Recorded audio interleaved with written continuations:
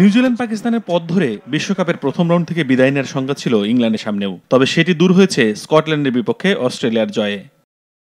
এ ম্যাচের আগে গতকাল রাতে নামিবিয়াকে হারিয়ে ইংল্যান্ড নিজেদের কাজটা করে রেখেছিল।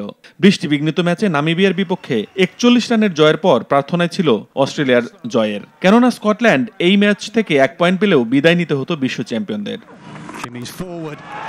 সেন্ট লুসিয়ায় ড্যারেন সামি ক্রিকেট স্টেডিয়ামে অবশ্য স্কটিশদের ব্যাটিংটা ছিল দুর্দান্ত। মাত্র 3 রানে প্রথম উইকেট হারালেও জর্জ মানসে, ব্রান্ডন ম্যাকমুলেন, রিচি বেরিংটনদের আগ্রাসী ব্যাটিংয়ে সুপার 8-এর স্বপ্ন দেখতে থাকে স্কটিশরা। মানসে 23 বলে 37 ও ম্যাকমুলেন 34 বলে 60 রান করেন। এছাড়া অধিনায়ক রিচি বেরিংটনের উইলো থেকে আসে 31 বলে 42 রানের ইনিংস। ফলে নির্ধারিত 20 ওভারে 5 উইকেটে 180 রান তোলে স্কটল্যান্ড।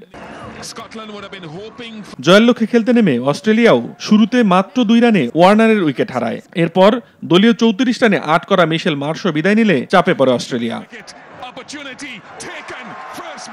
তবে ক্যাচ মিসের মহড়ায় ট্রাভিস হেড, মার্কাস স্টয়নিসদের আটকাতে পারেনি স্কটিশরা। হেড 68 ও স্টয়নিস 59 রান করলে 2 বল বাকি থাকতেই জয় তুলে নেয় অজিরা। সেই সাথে বিদায় নিশ্চিত হয় স্কটল্যান্ডের।